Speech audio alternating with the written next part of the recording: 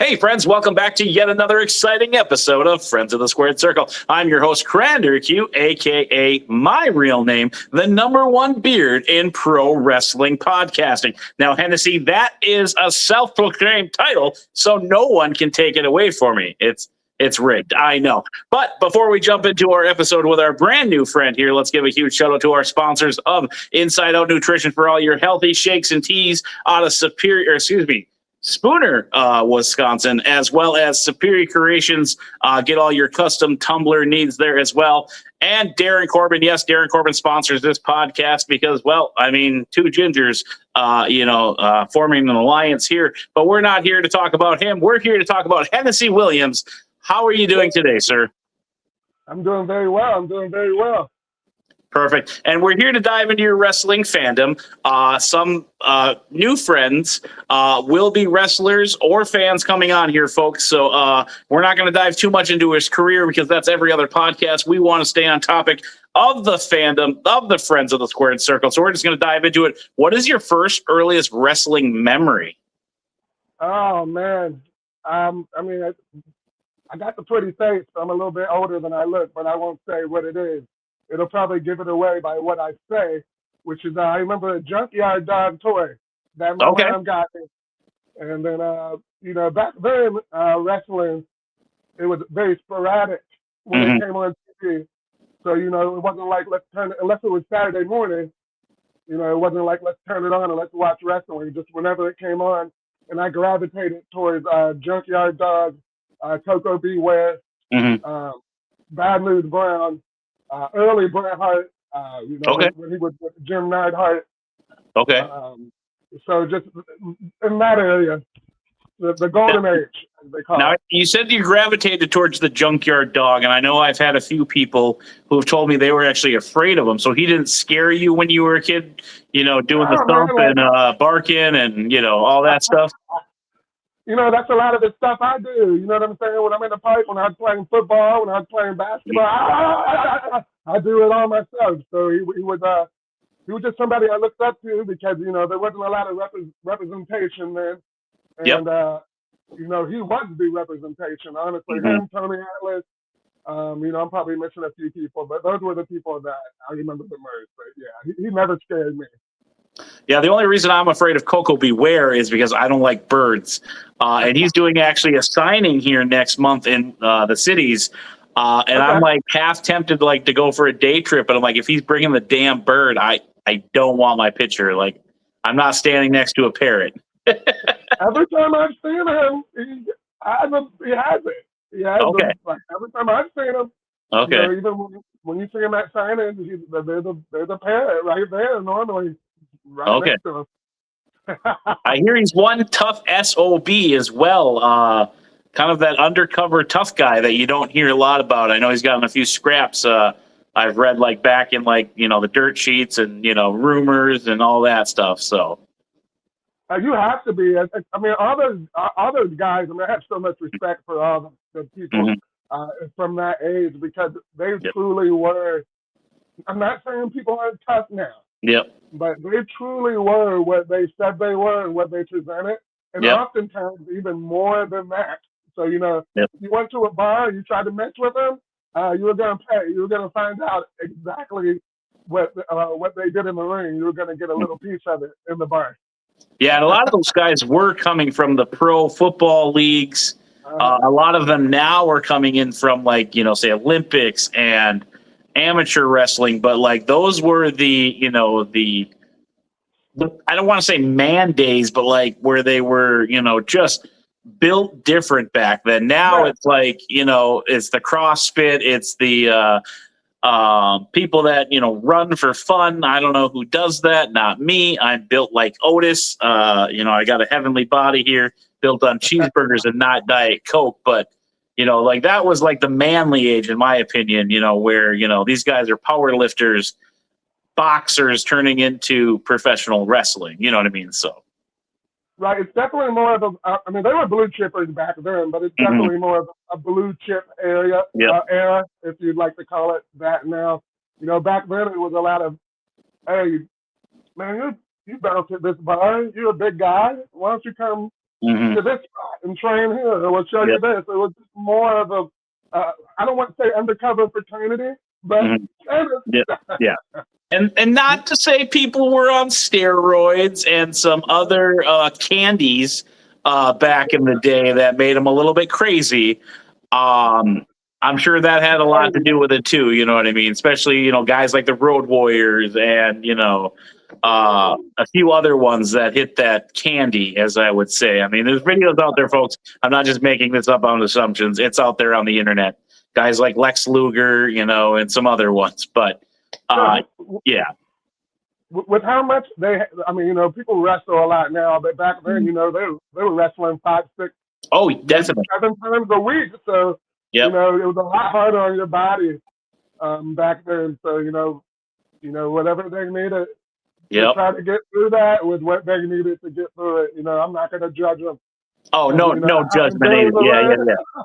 And then you know, I guess you would say too, the science of medical research and therapy, and you know, they're not just putting a Band-Aid on it, in a sense, where guys today are going out for physical therapy, getting stretched every night, you know, getting to have luxury buses where these guys are cramming 7, 8 people in a van. Or a lot of them had pilot license back then. Like, that was the crazy thing. Like, I read a few books. I know, folks, I can read. That a lot of these wrestlers had pilot license, and they're flying from Minneapolis to Miami. And I think it was Dory Funk said in his book that, like, one of the guys flying him was kind of like, you know, trying to off himself potentially because he was going the wrong way over the ocean. And Terry Funk woke up and was like, bro, you're going the wrong way, turn around. And I was like, oh my gosh, could you imagine both Funkers going down in a plane crash back then? I mean, holy cow. Like, as tough as they were, the plane probably would have broke and they would have came out like T-1000 in Terminator 2, just walking out. Terry Funk would have had a shark on his shoulder like Brock Lesnar, walking to the next bar and making ring time. They always had the Chuck Norris, but I'm like, Terry Funk, man. He's right up there with Chuck Norris. If you want to do the Chuck Norrisism, we should do Terry Funkism. Mm-hmm. Now, as you're growing up, did you have any siblings or parents or relatives that were in pro wrestling, or was it kind of just you on this island of pro wrestling?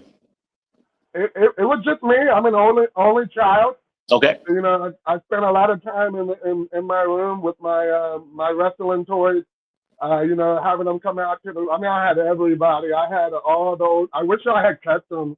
I had all those cool guys. Like, I had the ring. I had everything. So I was always making up storylines in my room. And my mom liked wrestling. My dad, I actually got into it. Like, how sometimes with wrestling, you might take breaks from it. Mm-hmm. Yep. And you kind of come back to it. So, I came back to it. My mom's coworker gave her a tape of the 1994 Royal Rumble. Oh, okay. And I must have watched that a million times. And that's when I got back into it. And I had been out of it for a couple years. Mm-hmm. And Bret Hart, Owen Hart, I studied them. I studied them because that's all I wanted. I always wanted to be a pro wrestler. That was what I wanted to do. Awesome. When I watched them and watched the stories, that brought me back in forever. I was back in forever at that point. So you don't have to answer this next question here, but I will put it out there so that you feel more comfortable. Did you ever use your boom box to make entrances? Did you ever have buried alive matches with your wrestlers and bury them in dirt? One thing I used to do is me and a buddy would take a little thing of Cool Whip container, fill it with green, food coloring. So that would be like the acid bath. Did you do anything crazy like that? Or you could just say next question. Well, no. Oh man. Oh my gosh. I remember putting on the Sega game. I'm making myself sound old again. I remember putting on the Sega game and the entrance music would play. You just left it on the guy. And that's what I would do. I would turn the entrance music on and have them come down to the ring. And then I never did the acid bath. I never went that far. Probably Ninja Turtles that influenced me there on that crazy stuff. But yeah. But I would do a lot of fantasy matches, like Michelangelo, the Ninja Turtle, Yep. versus Razor Ramon. Okay. And I remember the Razor Ramon toy. Man, my mom drove around. We drove around the state of Virginia trying to find that toy because there wasn't back then. There was there was no Yep. internet. There was nothing. No internet. I hear you there, brother. Making myself sound old again. Yeah. Yeah. But yeah, the toys were really what I played with. The most. I played with them all the time. Yeah. Yeah, I used to have like just the weirdest collection of figs and feds, and some of my favorite ones were like the American Gladiators Nitro guys because they would fit on the ring perfectly, and I could launch them. So they were my tag team. And then I don't know, it was a character for Master of the Universe. He's a blue-looking fish guy. His head was squishy. He was my champion, and I just thought he was so cool looking because he's this like all blue figure with red eyes or yellow eyes, and he's just so cool.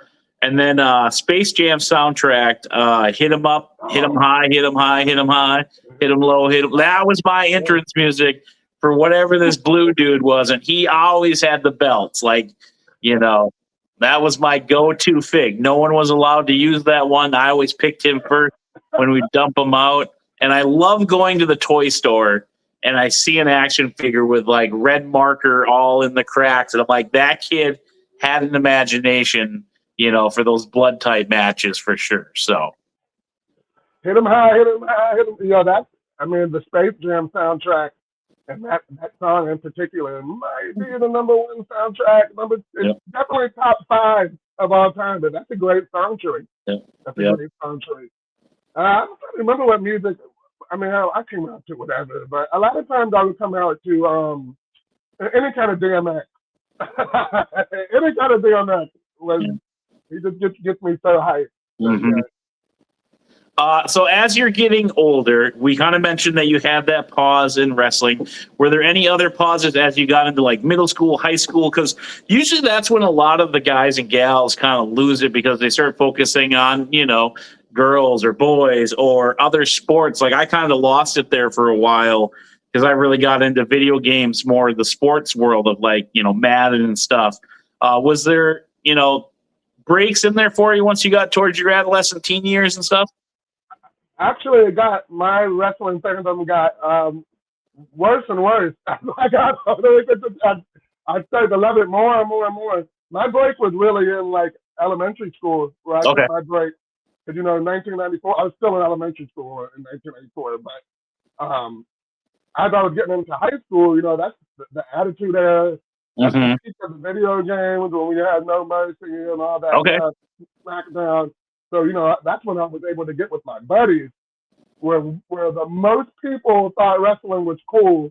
We would just have tournaments on the No Mercy all night. Mm-hmm. And so I never really took a break. I just started to love it and love it more. And then I started to try to find ways to be in it. I played basketball. I went up to collegiate level. So when I got into college, I kind of got off of it a little bit because I had to focus on basketball. Oh, definitely makes sense. Yeah. Yeah, but other than that, I've stuck with it, for almost 32 years now. Nice. When was your first live experience? As an adult, child, or? Okay, so that's a good one. So it was really when I was an adult, because like I said, it's so funny because Thunder, WCW Thunder, there was a point when it was like they were giving tickets away for free. Oh yeah, definitely. Yep, I remember. It was like 20 minutes from where I grew up. Nice. And my dad still wouldn't take me. Like, oh, come on, Dad. He's like, I ain't sitting there for that. And so actually, I want to say my first live experience was WrestleMania 28. 28. Okay. Yeah. That's a big first appearance. Yeah, especially at a WrestleMania. That's pretty sweet. Right. I trained a little bit before then, very briefly, before I started training again recently. But I still haven't actually watched a match like live until that point, which is crazy. So yeah, WrestleMania 28 was cool because I remember, I specifically remember when Daniel Bryan was coming out, and the yes chant wasn't over yet, and there was one guy in the crowd. This dude the whole time, yes, yes, yes, yes, and then Daniel Bryan came out and lost in like 16 seconds. Oh, yep, against Sheamus there. Okay. And everybody around him was like, yes, yes, yes. And then after that, it started getting over, and I'm like, was it that one guy? Did he see that one guy? Yeah. But yeah, but that was a great experience with seeing him and John Cena and looking at the palm tree from the corner. That was in Orlando, right? It was in Miami. Miami. Okay. All right. Miami. Florida, it's all the same. There's weird people everywhere there. Because that's where I went to my first Mania, was down in Tampa right after the pandemic. It was the rain one where we had the rain delay. And I just remember the one guy freaking out next to me. They better not cancel this. I'm like, dude, it's WrestleMania. Like, we're all here. They're not just going to let us go without a WrestleMania day. You know, so. I was actually there. I was at that one too. And okay. What I actually kind of liked about that one is, if you remember, they had space in between the cities. Mm-hmm. So I was like, man, we have a lot of space. Yeah, I remember I stood up when I think it was, was it Bianca Belair? No, because it wouldn't have been that early. One of the women's matches I celebrated, and I jumped up. I was like, oh, crap. And the lady behind me was like, you're fine. There's no one behind you. Oh, yeah. Yeah, and I rode the high spots, but yeah, yep. And there was a guy that snuck down. He said he had like practically nosebleed and got all the way down to ringside by just walking down there. No one stopped him. He just kept walking. He's like, I'm going to see how far I can get. I was like, why didn't I think of that? Oh, because I'm a wuss. You just put the mask on? Because you know you have to wear the mask. Yeah. And just walk. Nobody would even know. Now, were you able to meet any wrestlers during that weekend, or had you met any other like bigger names before signing up for wrestling? What was the last time it was in Orlando? The last time that was when the Hardy Boys came back. Okay. Right. So that weekend at WrestleFest, I met Jeff Hardy, Matt Hardy. I met Chris Jericho before. Right then, I got him to sign my belt. Man, I'm trying to think of all the people. See, after I was able to start doing it myself, I without my parents' money. Yeah, grow the money in their own pockets. Yep. Man,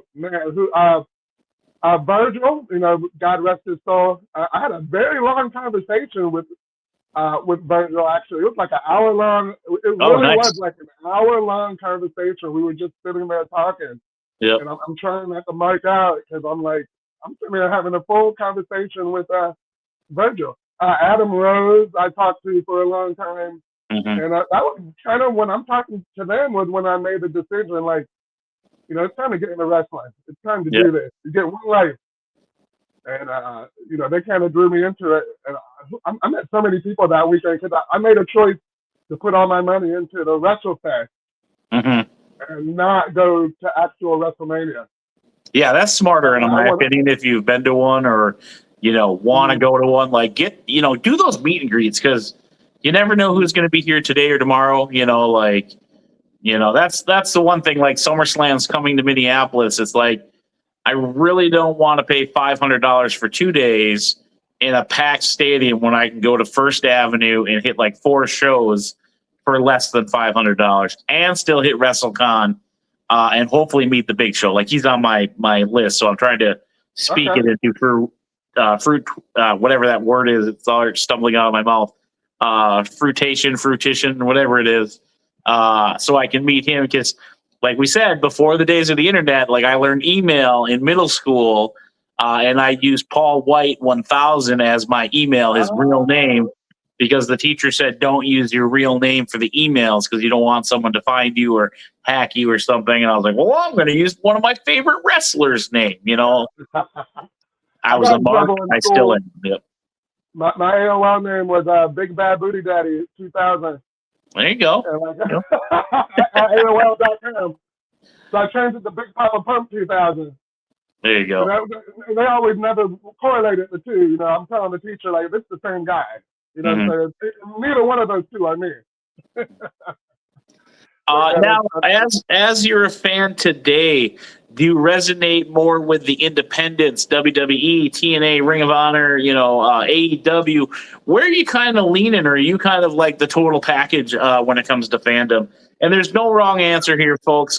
Before you jump in the comment section of the IWC here and say AEW's trash or WWE's trash, if you're a fan of pro wrestling, you're going to love pro wrestling. Storylines can come and go. But where's your fan meter kind of sway this day and age? I love all forms of wrestling.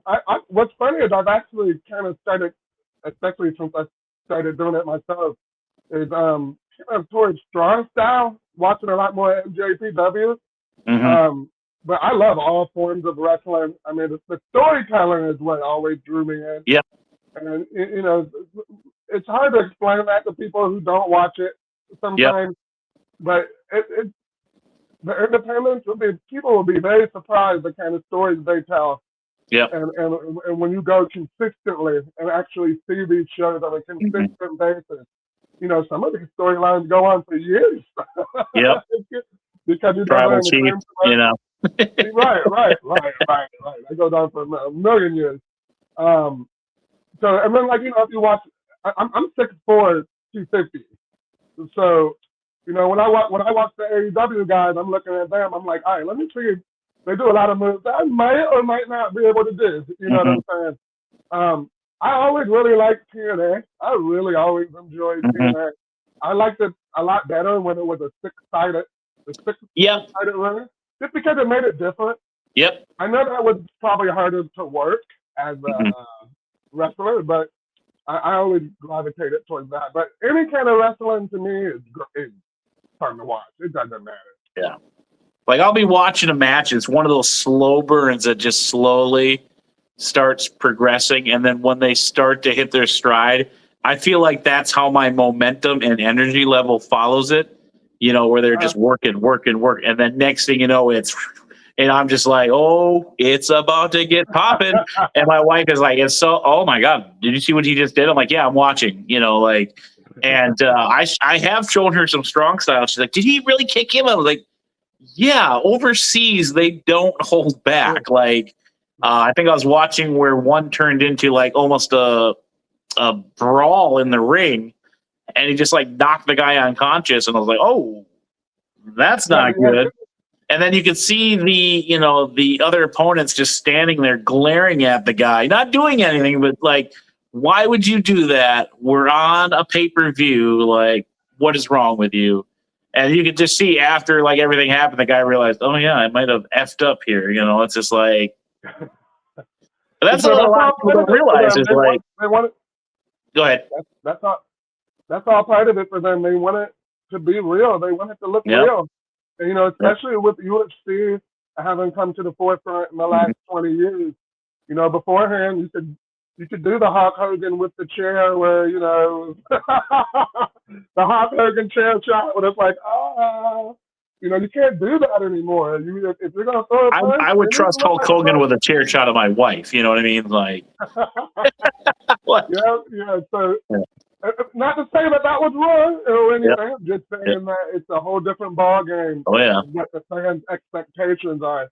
So, strong style to me should almost be more popular now, considering how popular UFC is. I just don't think a lot of people see it because, you still got to go on YouTube and watch it. I wish there was a channel that just came on. You got Pluto, Tubi.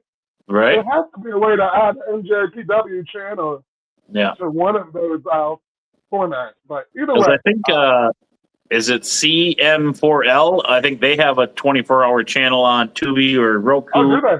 TNA's got one that constantly cycles. And once in a while, it's actually got a newer pay-per-view from a year or two ago on there. And I'll pop it on when I'm bored. But I've been kind of a mark for Price is Right lately. I don't know why I've been watching that nonstop before bed. The old ones or the new ones? It's from like 2011. I don't know, and I just get excited when the guy yells, "And you're gonna win a brand new!" Like I do it all the time around a brand new car. My wife's like, "Would you stop it?" I was like, "All right, I'm sorry, but it's funny." Like I don't know. And then I like to think that I can guess the price of these things, and I'm always wrong. The showcase will come on. I'm always wrong. So I just like to think I know what I'm talking about. I don't, but.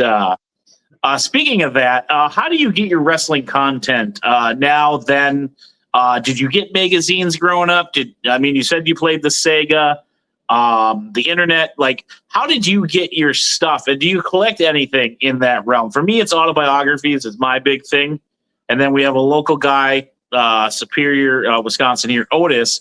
So I collect pretty much everything from him because I work at one of the schools that he went to. I know a lot of people that went to high school with him. Tap my shoulder here, but like, how do you get your content? How do you keep engaged with wrestling, and then do you collect anything? Well, back in the day, I got WWF magazine, and I remember, and it was right after the Royal Rumble, the 1994 Royal Rumble, when I signed up, and that was when the Undertaker disappeared for however long he was gone for. And I remember in the WWF magazine, they were like, "Where's the Undertaker?" We're like, "What?" Like, we all really thought Undertaker was good, at that point. Then we started trading VHS tape, the good old trade VHS tape. Mm-hmm. And that's how I got into ECW, because ECW was another one. ECW was another one that it didn't come on at certain times. It was very sporadic. Mm-hmm. So I had to, trade with my homies, trade with my friends. And that's how I saw pay-per-view, because my parents were not paying $60. Oh, yeah.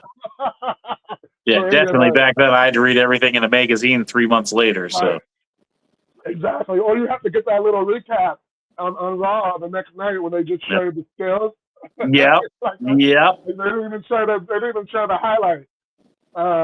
But like I said, I wish I gave all my wrestling toys. I started collecting them again, but my original ones, I gave them to my cousin or something. When I was, when I was 13, 14 years old. The good old gave it away. But I still have a lot of the WWF magazines. Okay. From back, I have my favorite one still with Adam Bomb on the cover. I love the Adam Bomb. And I also collect belts. Oh, nice. Okay. The actual championship. I don't have too many of them because that takes a little chunk out of your pocket. Yeah, a little bit. That's like a whole paycheck. Right. I've been fortunate enough to win. I have John Cena's spinner belt, which everybody else hates, but I love that belt. I thought it was cool. I thought it was cool. Yeah. It's heavy. One thing is it's heavy. Yeah. So I see why people didn't like carrying it around airports and things like that. Makes sense. Yeah. And I have the Stone Cold Era Rock Era Championship belt. Nice. I want to get the yellow Mr. Perfect Intercontinental belt, the Ultimate Warrior one. I say Mr. I like that and the white strap, just because it's different, They're so beautiful. They're so beautiful. Mm-hmm. If I ever win a title and I can change it, that's what I'm doing. It's going to be yellow. There you go. All right. Before we start wrapping things up here, I got a few hard-hitting questions here, folks. I know it's Friends of the Squared Circle. We like to, have real press here. But the first one is we're going to kind of dive into the wrestling name of yours.